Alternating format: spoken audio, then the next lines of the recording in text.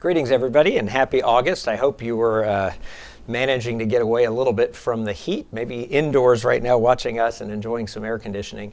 It's great to see everybody for the 38th of our Town Hall series. As always, I want to thank our Society for Leading Medicine for graciously sponsoring this and supporting this, and especially want to thank our chairs, Dr. Waverly and Adam Peaks, and Kristen and John Berger for their great leadership of our society.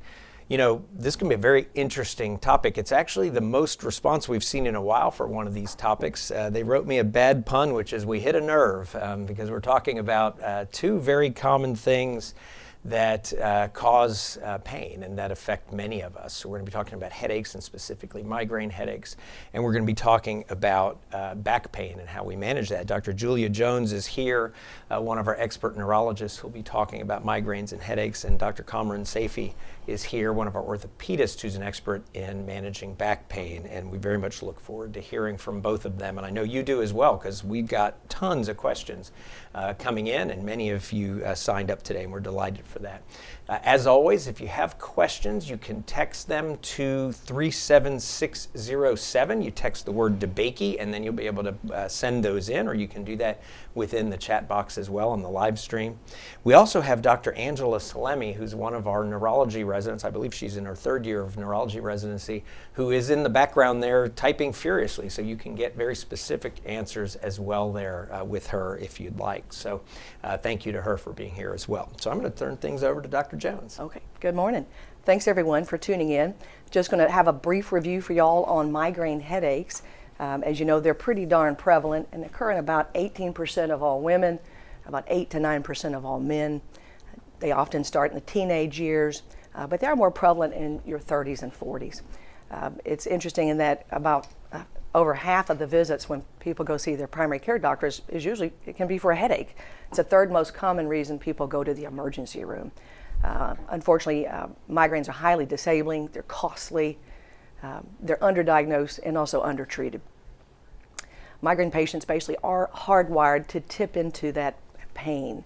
We know that migraines are genetic, and you go, well, what is a migraine? How do you define it? Well, we have certain criteria, and most all headaches are defined by the duration and some of the clinical features.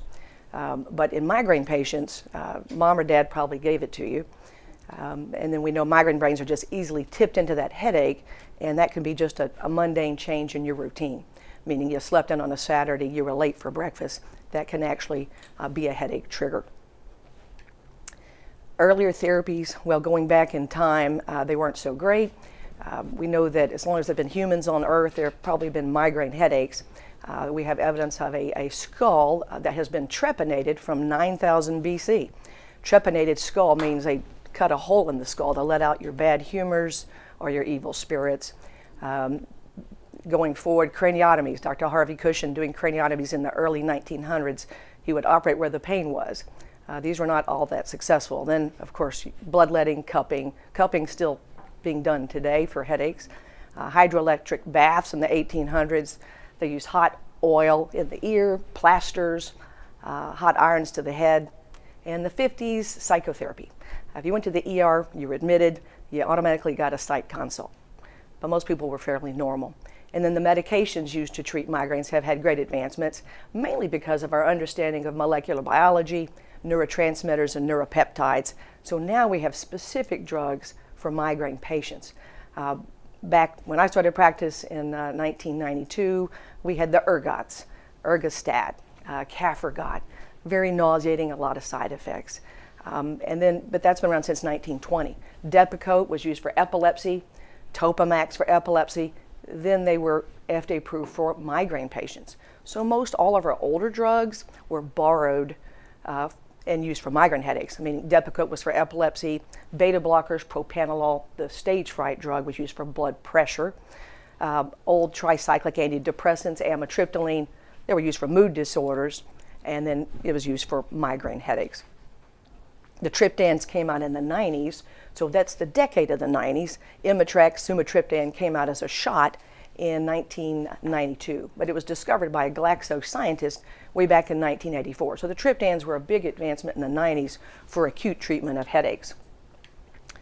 Going back historically, mentioned these have been around as long as we have.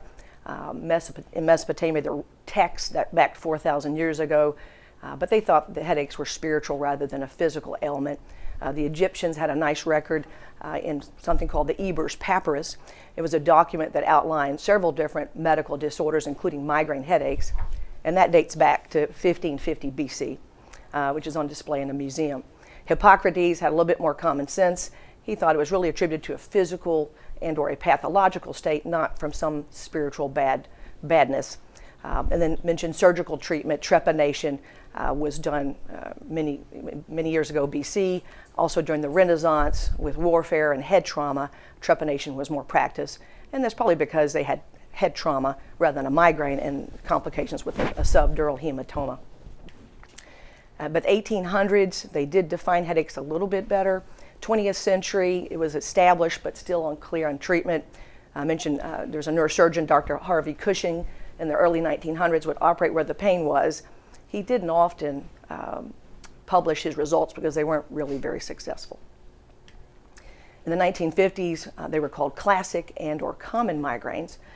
Common migraines means no aura, classical with aura. Bickerstaff had described a basilar artery migraine, and these are migraine patients that may have trouble speaking, they can be disoriented, they may have numbness and tingling. So this actually is a migraine that often gets to our ER, and these people might get TPA, but migraines can do that. And aura was thought to be constriction of blood vessels, giving us deficit like tingling or change in vision, followed by vasodilation. But we know that theory doesn't really explain why we have the migraine pain. And it was discovered there were other substances, neuropeptides, that were probably causing some sterile vascular inflammation. We look at why do we have a headache? Well, again, genetic, mom or dad, you get them. Why? Change in routine or homeostasis. So the hypothalamus, which tells us when we're hungry or tired, seems to be the originator of the headache. So keeping a good homeostasis, a good balance, really goes a long way in preventing migraines. But up to a third of patients, no matter how perfect they are, need some sort of prevention because they're having too many headache days. We know that if you're not eating, not sleeping, hormonal change, stressors, these are all reasons migraine patients might go into that headache. And then they've done studies with food. 26% of migraine patients will find a food trigger, such as red wine, chocolate, nuts, aged cheeses, but only 26%.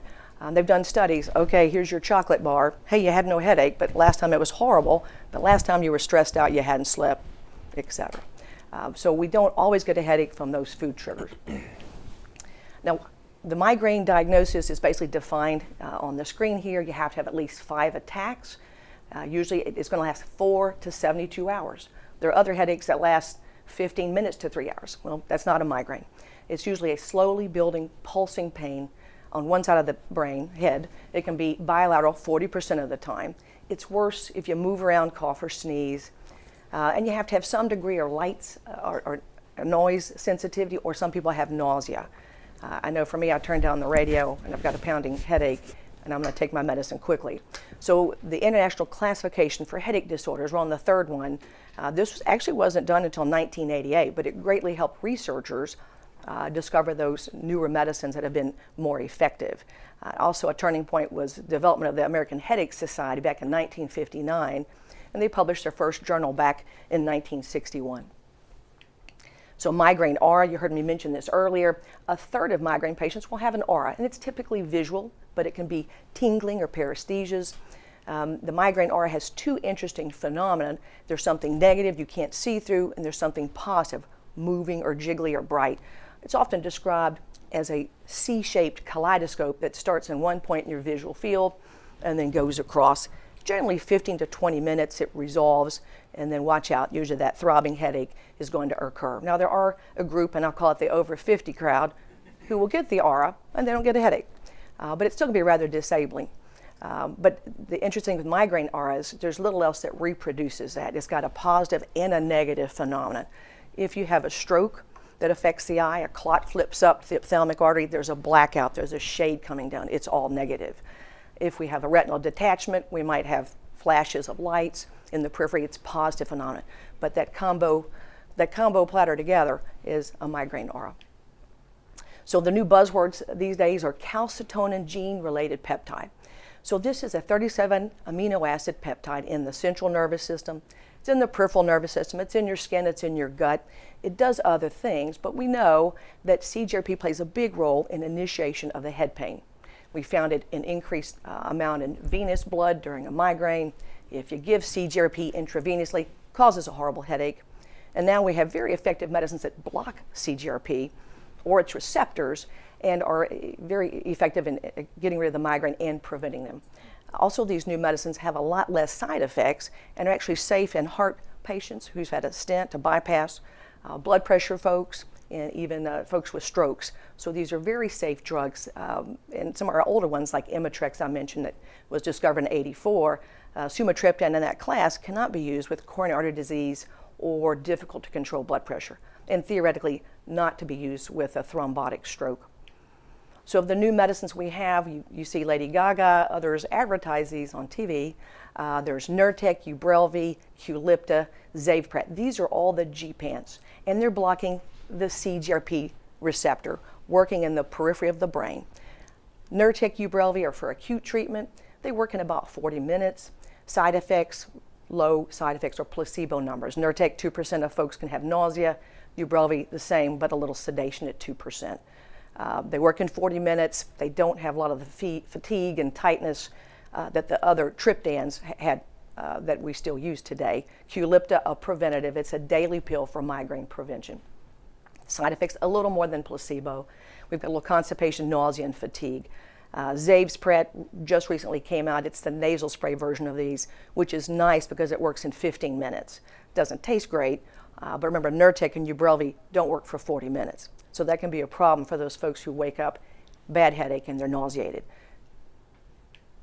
The monoclonal antibodies, you've seen these as well. There's 3 injections and an infusion. These are all large molecule monoclonal antibodies against CGRP or against the CGRP receptor.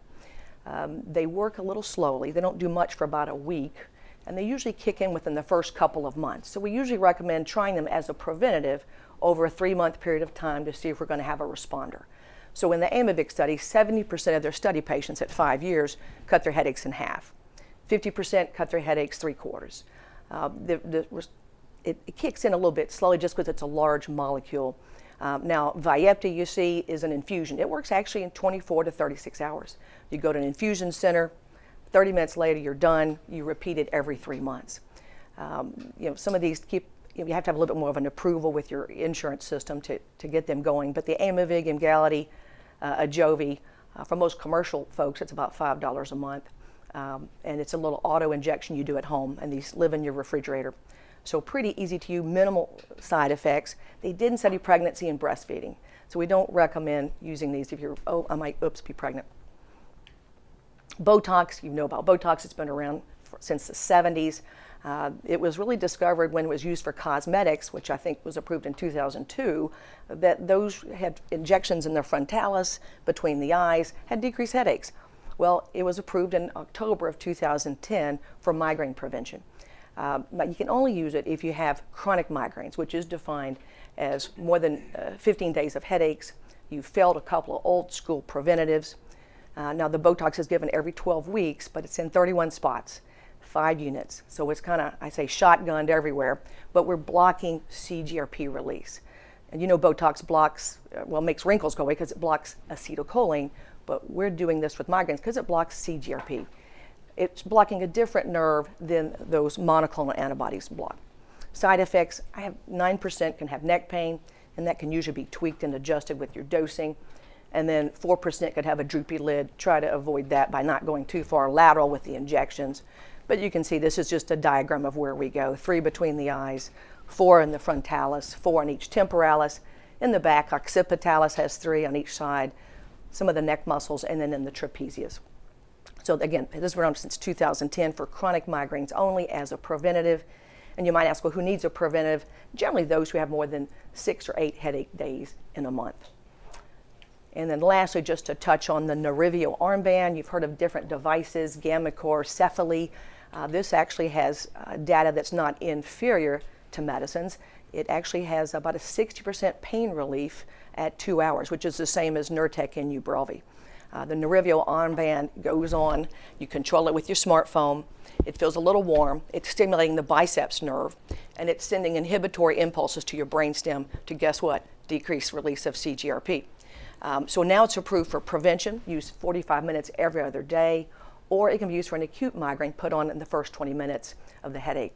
So this remote electronic neuromodulation is sort of a neat thing. It can be used in children over 12, and it's very safe with pregnancy. So thankfully, we have new therapies. We'll be talking about answering some questions later. Let me pass the baton now to Dr. Saifi. Before we move to Dr. Saifi, I want to quickly just mention also that we have Dr. Adam Green. I was remiss in not introducing him earlier. He's one of our spine surgery fellows, so he too is on the chat line. So if you have questions about back pain, he's there to answer them as well. Dr. Saifi. Thank you for having me. So we'll be discussing low back pain. I'm an orthopedic spine surgeon here at Houston Methodist, and we'll be discussing back pain from a spine surgery perspective.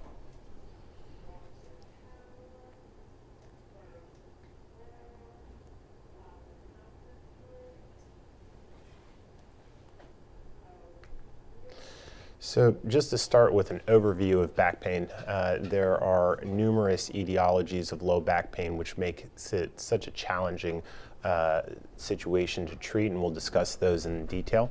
We'll review the non-operative treatments of low back pain, and then following that with the operative treatments, and these can be broken down into 3 basic components: decompression, fusion, and realignment.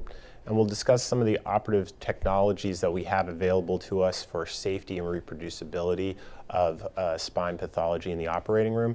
And then we'll discuss some minimally invasive options for treatment of spinal conditions with surgery. So the mechanical causes of back pain or leg pain are numerous, unfortunately, but we've developed some systems to kind of tease it out when we see patients in the clinic. Lumbar strain tends to be the most common cause of back pain, followed by degenerative disease, which are arthritic conditions of the discs, facet joints, or sacroiliac joints.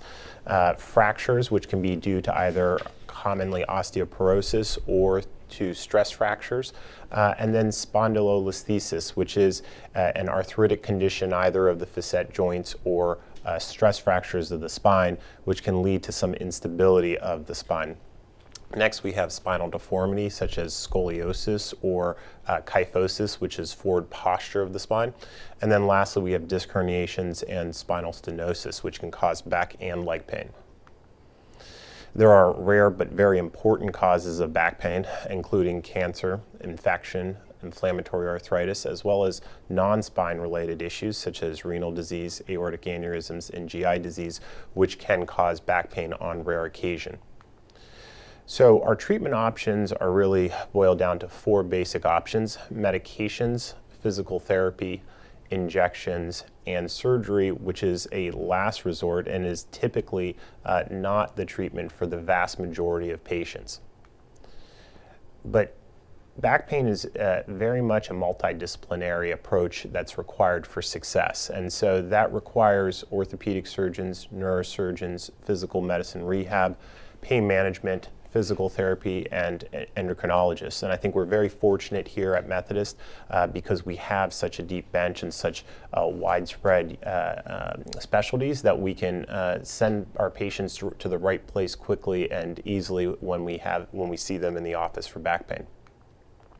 So the non-surgical treatments, medications, which I mentioned before, so these comprise of NSAIDs, which are ibuprofen or naproxen, muscle relaxants such as Flexeril or Roboxin, and other medications such as Lyrica and gabapentin. And these can help particularly for non-specific back pain or lumbar strain. Next, we have physical therapy. There are many different types of therapy, and we have some excellent physical therapists who can help patients with either something called McKenzie therapy or Schroth therapy and others. And then injections. So injections include many different types. Trigger point injections, which are for muscular type pain. SI joint injections, which are for arthritic conditions of the SI joint.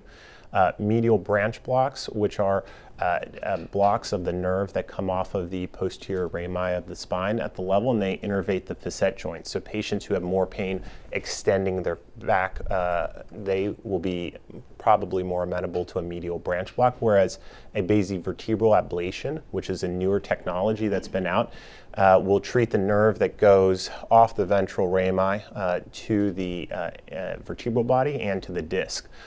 So these are some of just the more recent developments for non-surgical treatments that have helped patients. In terms of surgical treatments, we have three basic types of treatments that I mentioned before. We have decompression of the spine, fusion of an unstable segment, and realignment of a spinal deformity.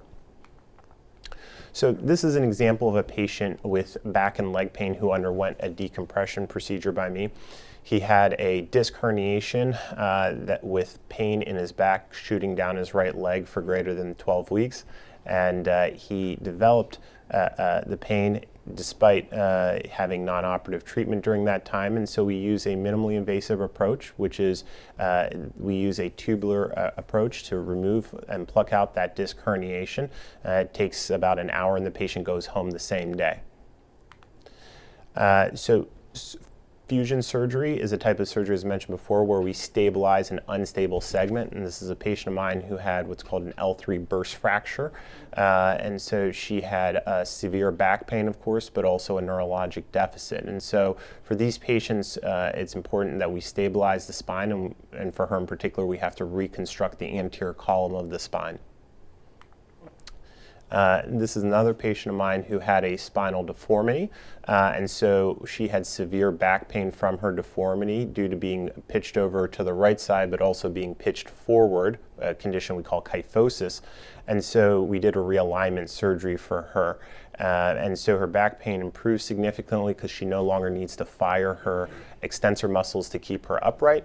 And she's also centered over what we call the cone of economy, which is a concept from a well-known French surgeon, Jean Dubuisset, where we try to keep the spine within a certain parameter of the pelvis. So moving on, we try to do everything we can to do these surgeries in a safe and reproducible manner. And I think another benefit of being at Methodist is we have access to an incredible amount of technology to do this. Some of the things we use, or I utilize in the operating room here at Methodist, are an intraoperative CT scanner, intraoperative navigation, and spinal robotics. And these can help make our surgery safer and more reproducible. And this is a animation of how we use intraoperative CT in the operating room. Once we place our instruments in the spine, we can then check everything with the CT scanner in the OR while the patient is asleep. And this ensures that everything is perfect before we leave the operating room. And this is just another example of sort of how we make sure that everything is safe and reproducible. This is, so building off of the CT scanner, now we have something called intraoperative navigation, where we use the CT scanner in conjunction with navigation. We can actually see everything in real time on the CT screen. And this allows not only for safer surgery, but also allows us to make smaller incisions, and allows for us to do more of our surgeries through a minimally invasive approach, which I'll discuss soon. And then lastly, we have intraoperative robotics. And so there are certain cases and patients who benefit from this. This technology is admittedly in its infancy, but we are seeing this becoming more and more applicable for patients. And then lastly, we have spinal arthritic conditions, which can often be treated with minimally invasive approaches. And these approaches all have one thing in common, which is we use an interbody device to open the spine and recreate the disc that has previously collapsed. This is an example of a patient of mine who had this procedure, and you can see the ruler there shows the incision is basically an inch to put in the hardware, and that's an example image on the right of the MRI. And what I'd like to kind of focus on is the muscle here in the back for a patient who had open surgery has basically turned to fat a couple years out, but the minimally invasive patient who had the same surgery but through a minimally invasive approach, the muscle is still apparent, and there's been several studies done showing this. So we can preserve muscle tissue through these approaches. And this is one of the other types of minimally invasive surgeries. This is a minimally invasive TLIF where we put screws again under CT guidance in the OR through little poke holes. We use neuromonitoring, which is what the animation is showing there. And we open the spine to provide space as it has collapsed. The disc has collapsed there. And once we open it, which the animation will show, we put in a little spacer to provide space for the nerve root to exit there. And this allows both the nerve root to decompress, but also allows us to stable an unstable segment of the spine. This is an example of an minimally invasive TLIF. So the x-rays on the right are both the preoperative and postoperative x-ray. And you can see the first x-ray on the right shows that this patient has right here at L4, L5 a slip, about a grade 2 slip here, where they have slipped forward due to instability of the spine, and that's causing severe back pain. And so this patient not only has instability, but has a deformity here. And so it's important that we recreate the normal alignment of the spine. So this patient has about 11 degrees of what we call kyphosis, and now we've recreated 33 degrees of lumbar lordosis at the same level. So this patient's overall angulation of the lumbar spine went from 24 degrees to 60 degrees, which is where it needs to be.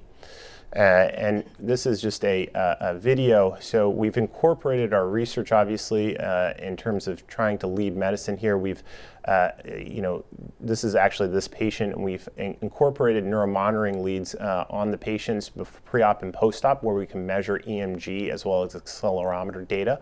And so not only do we ask the patients about their pain, but we try to functionally or objectively measure their function preoperatively and postoperatively through our research.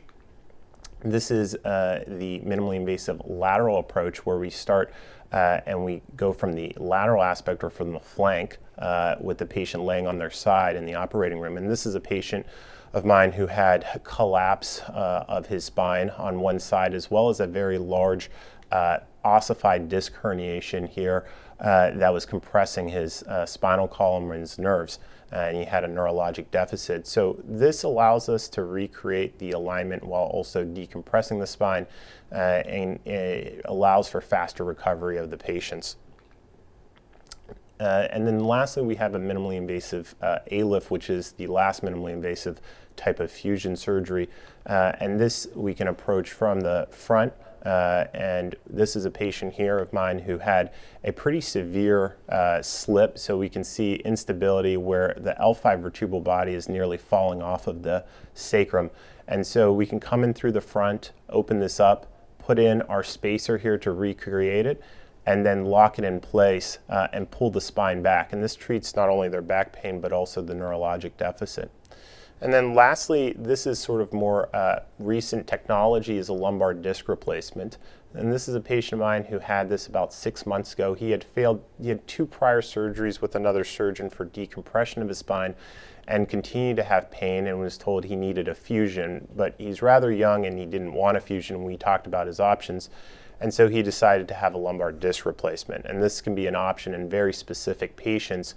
And the advantage here is that we can maintain the patient's motion. So where are we in terms of the future of back pain? Well, we have, again, a lot of resources, and I feel fortunate to be a Methodist to collaborate with some of the leaders in treatment of back pain. And so our research team collaborates with a whole host of folks here at Methodist, and we have actually a bone health initiative now through our chair, Dr. Varner, where myself, Dr. Woodridge, and Dr. Tabatabai, who's an endocrinologist here, are the co-directors of that, and we are working hard to treat osteoporotic back pain. We work with Atia Dalla from General Surgery for sarcopenia and frailty. We've got a great neuromonitoring team headed by Dr. Allison. Data analytics, we have created databases, and Stephen Jones has been incredible for that. And we've just got a lot of projects looking at the treatment of back pain. So our goal moving forward in the future is to take our information and what we are learning from the clinic and OR, develop, these are some of the research we have ongoing, and then use that research to build new treatments for back pain. And one in particular, we have a prospective randomized controlled trial that's starting soon for back pain. We also, Methodist is now the leading site for the American Spine Registry in the US. So in conclusion, it's a team approach for treating back pain in order to have a personalized treatment for each patient. PMR, PT, pain management, and endocrine and surgical subspecialties are critical for collaboration and having patients having good outcomes. Most patients will never need spine surgery and will do great with non-operative treatments, including medications, therapy, and injections. For those who require surgery, there are minimally invasive options, and future treatments we're hoping to be effective through research. Thank you. All right. Well, thank you to both physicians here, and both fascinating talks on very commonly experienced issues. I'm going to ask you both sort of a similar question. This is always me putting my primary care physician hat on. I want to keep people out of your hands, and I want to keep people prevented from having back pain or prevented from having migraines. So let me start with back pain. And even starting for some of us with our kids as they're grown up, what are things we can do through life so we don't have back pain, so we don't develop many of these issues that you're describing? So that's a great question, and the research has shown that aerobic exercise is one of the best things we can do to prevent back pain. And in fact, there are studies showing that patients who've had chronic back pain defined as greater than 12 months benefit the most from aerobic exercise more than any other treatment. So I think being in shape really helps. A secondary exercise is doing core strengthening. So there's certain types of physical therapy called McKenzie therapy that can help strengthen the extensor muscles in the back. And I think those are probably the two best things that we can do to prevent back pain. Okay, and so picking up on the core piece, if somebody out there wants to do some core exercises as hopefully they're starting in their teens and 20s and ongoing, what are a few of the best things they could do on their own, not quite needing a therapist yet? So I think there are two options. So on your own, I think just aerobic exercise, running, cycling, ellipticals, anything, aquatherapy or swimming, those are all basically excellent, and those have been shown to really be the best. In terms of core strengthening, patients can either go and even have one session with a physical therapist and do them on their own, but there are a set of extensor muscle exercises where patients will strengthen their extensor muscles by extending their back while either having a very small amount of weight and helping that to strengthen those muscles. And that's a gradual thing that they can do over time. But technique is very important, and so it's important that it's done properly. Great, and I assume embedded within that's weight, because obesity certainly causes Absolutely. difficulty. Yeah, so weight will exacerbate pain for sure, and it depends, but non-specific back pain can be more related to weight. And so the aerobic exercise really helps for multiple aspects. It helps keep your muscles stronger, and I talked about sarcopenia briefly. But define that. What's sarcopenia? So it's really frailty in some sense. So a lack or a decrease in muscle, and we all, as we get to a certain age, we peak in terms of our muscle mass, and then it decreases over time. And so we see that decrease in muscle mass correlates to a lot of things, including our surgical outcomes, but also to pain and back pain as well. So strengthening, being in shape, those things can help reduce the decrease in muscle mass over time. Okay, my last question with that, I know we as an employer, right? Yeah.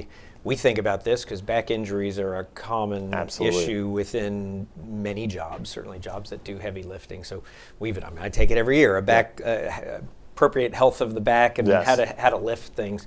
How important is that? And give us a quick synopsis for people of, hey, if you really don't want to have an acute injury, here's some basic tips on how to appropriately lift and appropriately use your back. So that's very important, because we know from biomechanical studies that back pain can be triggered often with improper technique. And so when you want to lift something, particularly anything heavy, you want to bend at the knees and pick it straight up. If you lean forward to lift something, particularly something heavy over 15 pounds or so, what will happen is all of the stress, the torque really will be placed on the anterior, the front portion of the spine. And that can cause actually disc herniations. And I see that unfortunately in the office where people have lifted something, leaned forward, lifts something, and then they get a disc herniation. So I think that is a really important thing to keep in mind if you're lifting anything. Perfect. That's very helpful. Thank you. Well, I'm going to ask you related questions. So I guess first question is there anything somebody can prevent from ever getting a migraine to begin with, or is it just they got a short straw genetically and other things like that? And then once you answer that, really, if you do have any migraines, short of the medications, we'll talk about that more later, what are the kind of personal preventive strategies that are most effective in decreasing frequency of migraines? I think the short straw theory is correct. Okay, so you're stuck with it, right? I believe it's genetic, yeah. Now, as far as what can you do to prevent them, I mentioned making your hypothalamus happy. Your homeostasis needs to be rather chill. So normalizing your meals, your sleep, your exercise, that goes a long way in helping prevent headaches, meaning you're eating on time, you're not skipping meals, you're doing that cardio 3 times a week for 35 minutes, and then having a normal sleep pattern. So, sometimes our shift workers, it's a problem because they're doing a 3, 12-hour shifts in a row, and they're off when they go home with their kids, and that could be a problem, just like other folks, bus drivers, police officers. So ideally, meal, sleep, exercise, but a third of folks are just going to need a preventive, no matter how perfect their hypothalamus is. Well, I have migraines, hereditary. I don't get them very frequently, so haven't needed to see you, fortunately. But my mother, who gave them to me, has them very frequently, or had them, particularly in the past. My worst is Saturday morning. It's like I finally sleep in a little bit, I get some more sleep, and that triggers it. And it's very annoying. Or is it stress letdown? Or stress letdown. I'm not sure which. Or did you sleep through your usual breakfast time? Okay. So all of the above. It may be a combination of those factors. Yeah. Okay. Well, thank you. And we'll delve in a little bit more. We got a ton of questions here, so that's really great. We're going to keep you both busy here today. So let me start with one for you, Dr. Jones. And that is, give us a little more detail. If you're that person out there having headaches and you're wondering if you have migraines, how can you personally sort of have an idea of, is this migraine or is this some other kind of headache, and at what point should you seek therapy? I think most people who are coming to see me, the over-the-counter medicines are not working. Advil, Aleve, Tylenol, etc. They're not very effective. But I think if you have that slowly building throbbing pain, you've got some degree of lights or noises that bother you, or nausea, those are all big features of migraines. I mean, tension type headaches are dull, cap-like pressure. You don't hear severe, you don't have nausea. Cluster headaches, pretty rare. Those are the headaches that last 15 minutes to 3 hours, but they're horrible stabbing pain in and around the eye with tearing and redness. So migraines are pretty common, like I said, about 18% of all women, and usually start in your teenage years, but yeah. Okay. And so, fair to say, if somebody's having some headaches, because everybody has a headache at some point, and it goes away with some Tylenol or Aleve or Advil or something like that, generally don't need to necessarily seek care, or is there a trigger at that point? Is it just a frequency issue? I think if you can get rid of your headaches with routine meds over the counter, you don't. Okay. Now, I think there are obviously ominous headaches with features that are concerning, like progressive headaches. If they have a neurologic deficit, numbness, tingling, persistent, abnormal neurologic exam. We have some features that would be concerning that's not a migraine. And generally, migraine patients don't need an MRI. Mm-hmm. We find abnormalities in less than 3%, but usually I buy an MRI if progressive severe headaches are taking a nosedive, they have an abnormal exam, or they had an unusual headache, like they're disoriented, they can't speak. So what, in those cases, what are you doing the MRI for? What would you making worry sure about? There's no increased intracranial pressure, there's no tumor, there's no hydrocephalus. If someone has a whammo, thunderclap headache, well, you need to look for aneurysm. Mm-hmm. If someone's best buddy just had a brain tumor, I'm probably going to get an MRI because they're going to worry if I don't. Right. Good reason to do that. Okay, and a related question, or a secondary question for that person was, tell us more about why the nausea. What is it with migraines that you have this nausea? We know the CGRP, that calcinogene-related peptide, releases all these pain factors that give us our headache. But we also have other areas in the brain stem that get activated. The superior salivatory nucleus gets activated, which, guess what, causes nausea. So we have other centers in the brain that get activated that give us our symptoms.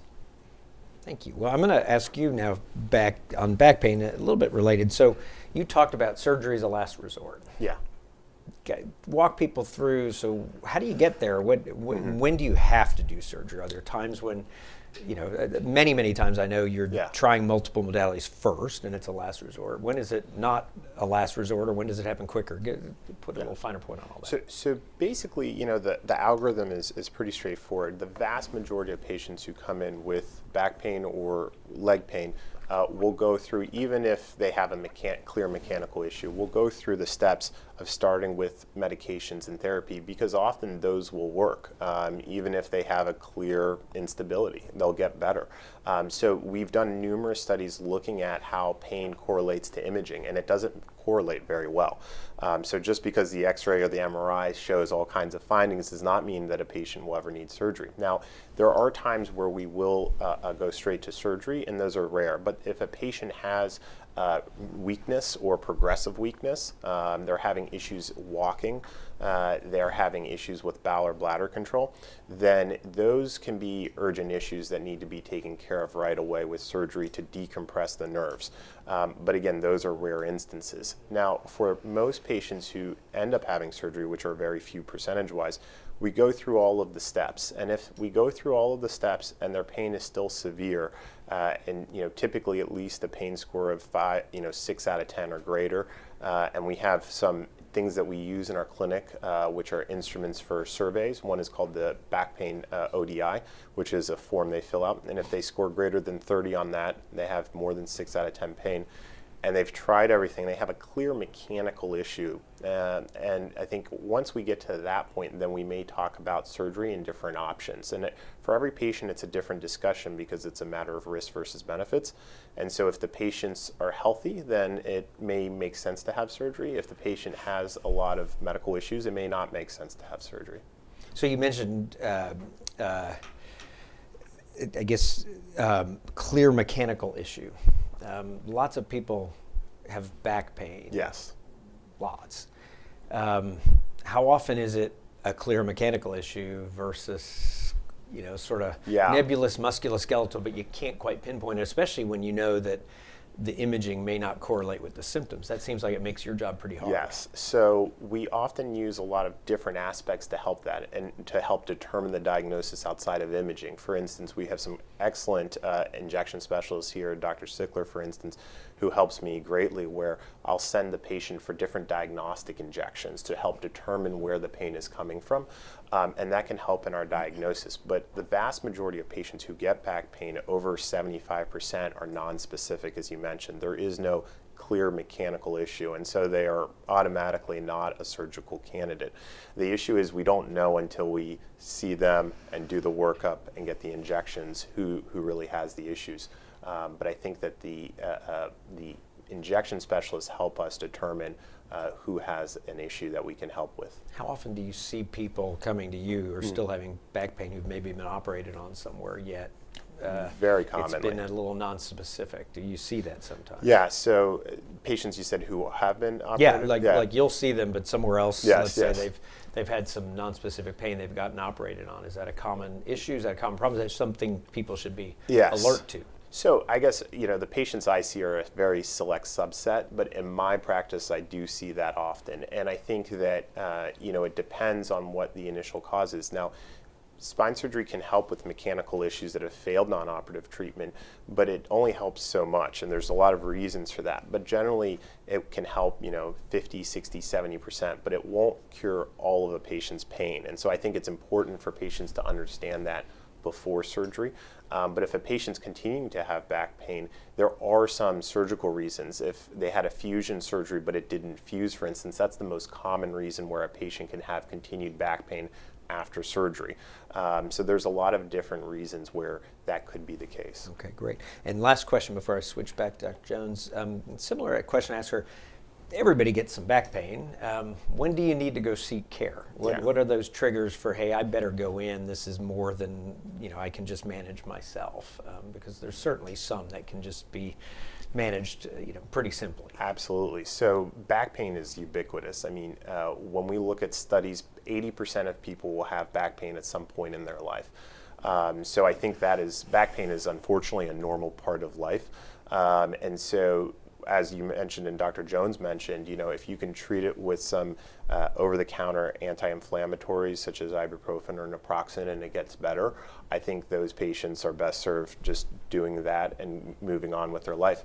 But the time where you start considering seeing someone about it is if it becomes persistent or it doesn't respond to those medications over the counter. Then you want to see even just your primary care doctor or a specialist about the pain. And it's really about how it impacts the patient's life. So I have patients who are very active and it prevents them from their job or their activities. And I think that's when you start seeking care. Are there any kind of alarm systems, things that if this is happening, period, you got to come in, even if it hadn't been chronic, failing therapy, et cetera? What would those be? Absolutely. So the most significant finding is, and I see this once in a while, obviously, as a spine surgeon, is something called cauda equina syndrome, where someone will have they'll have numbness, shooting pain down one or both legs with weakness, and they may have bowel or bladder issues. And so if this occurs, someone needs to actually come to the emergency room for that. It's fortunately rare, but that's something that is certainly an urgent issue. Great. Okay. Well, thank you. Switching back to Dr. Jones, quite a few questions around triggers. How do you pinpoint that? How do you sort of figure that out? What do you recommend to your patients as they're sorting that out? Because clearly, if they know triggers, you can avoid them. So you can avoid them, and that's a big issue. And I guess I'll ask a related question. Sometimes the triggers are something people really, really like a lot, like red wine or chocolate, you know. And so, what do you tell people around those areas? I tell every patient, I give them some information. I call it my migraine FYI, and it's got a blurb on the medicines. But we keep a headache diary. So there's a couple of apps, Migraine Buddy, iHeadache. You can track your headaches because actually that headache could be cooking for 3 days before you get the pain. So I tell folks your Friday night glass of Frosé can give you your Monday headache. That's kind of a long time to look back, but I mentioned only 26% have food triggers. But yeah, aged cheeses, smoked meats, nuts. I had a lady who said, I went to the Astros game, I eat peanuts, I get a headache. Then she went to a fish fry, peanut oil, all right. But then, maybe she doesn't get a headache every time. But keeping that headache diary can be very helpful. And then, like you, on the weekend, is that stress letdown? Yay, I'm not at work, or I'm sleeping in, or try and be on even keel, and that helps. But stress is a number one trigger, and/or stress letdown. Yay, finals are over.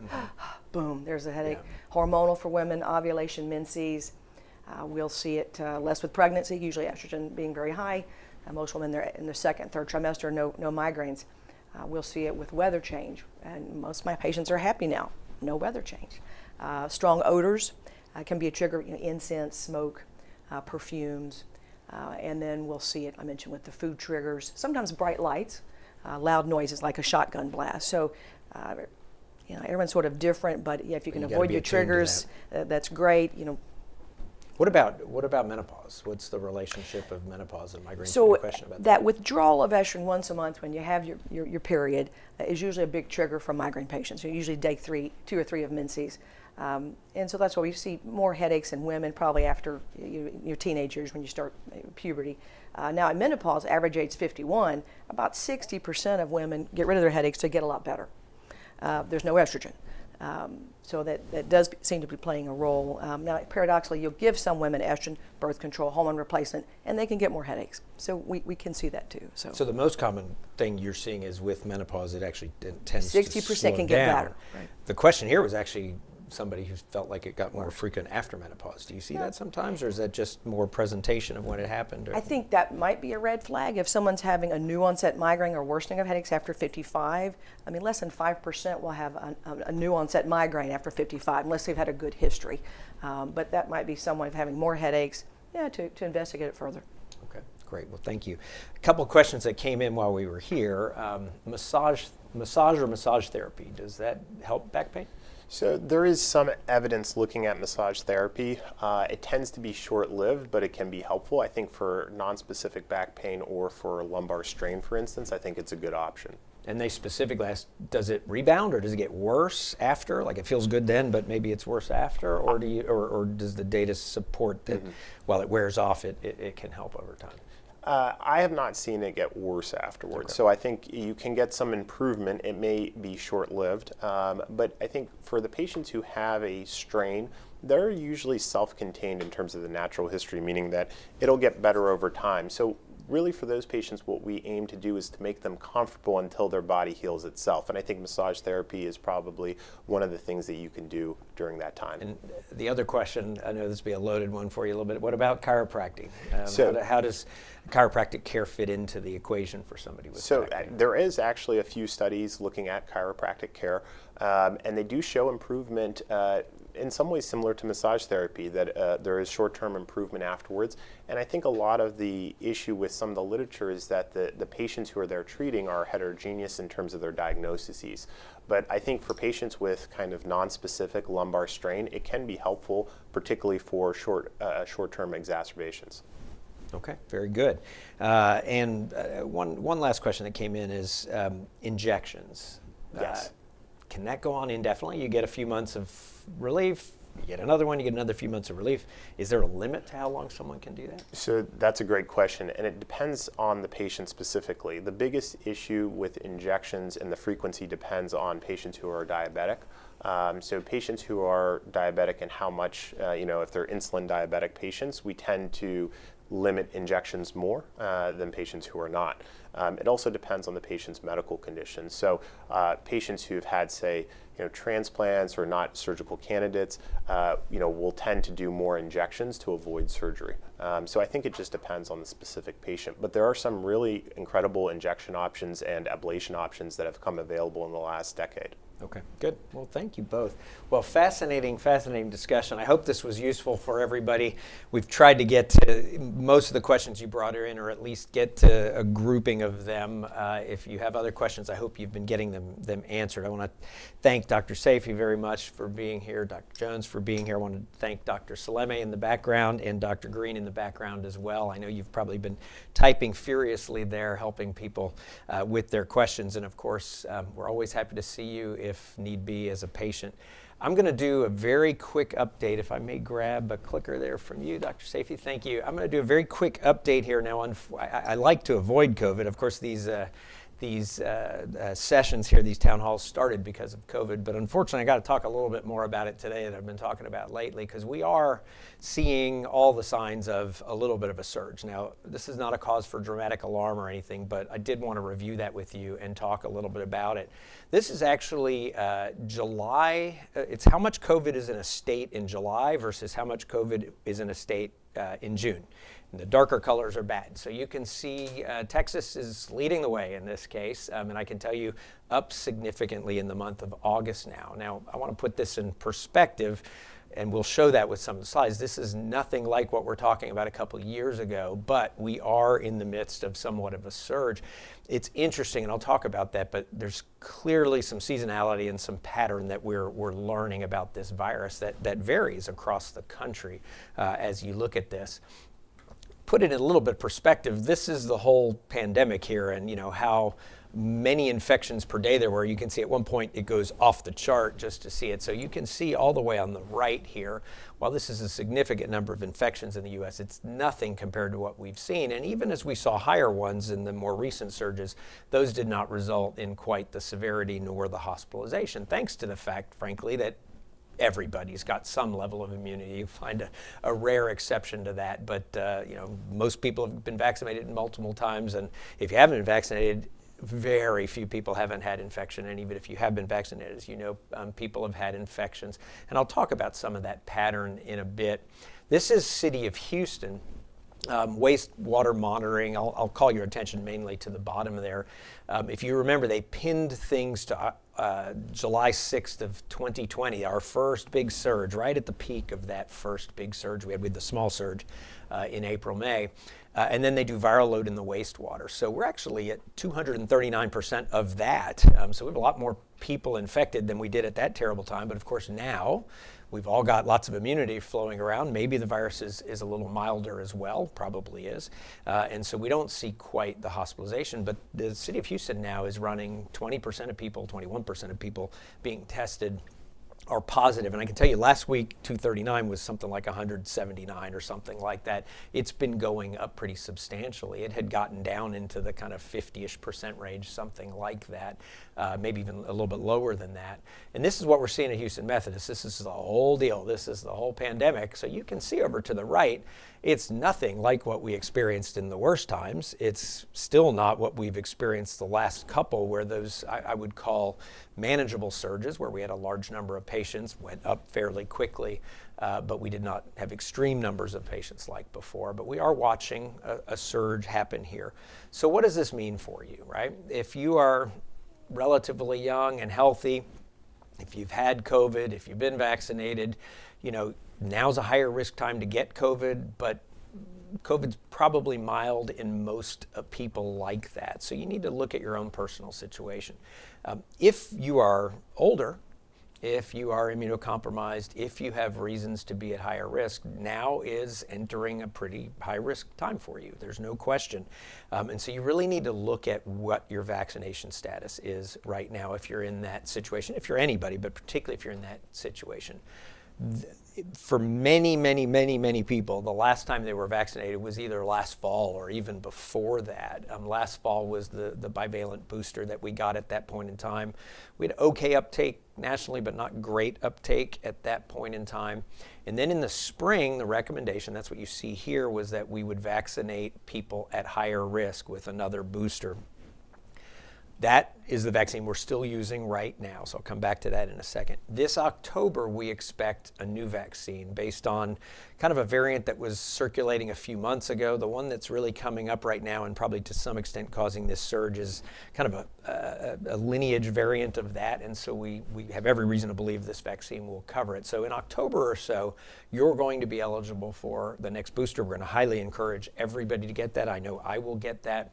But this is where you need to do a little bit of sort of personal evaluation. If you are elderly, if you are immunocompromised, and it's been more than a few months since your last vaccine or more than a few months since your last infection, let's say your last was in last fall, I'd go ahead and get this now and then wait a few months and get the new booster at that point in time, because you are going to be entering a period where it is a little bit higher risk for you. So that would be the advice of our scientific committee here as well, that essentially we seem to be migrating towards probably an annual booster that gets updated, and if you're in a higher risk group, probably a twice a year.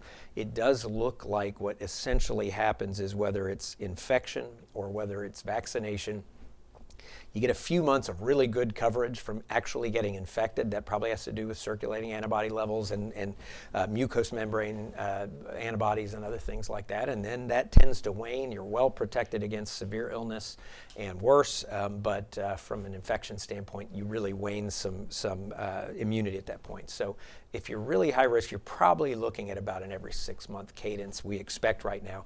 And you just saw that slide at the beginning. I really do think we are seeing a seasonal pattern depending on where you live. Now, some of this may be timing of when those waves have happened, and some of this is probably seasonal pattern. I think what happens in the South and the Southeast is we are all way more indoors. It's actually kind of cold indoors. The air gets dried out when we know our mucous membranes are more susceptible, and we get infections and surges, because this is now the 4th summer in a row, slightly different timing, but the 4th in a row that we're seeing some sort of surge. And then sort of 6 months later, when all the immunity is waning from that, you end up seeing the next surge.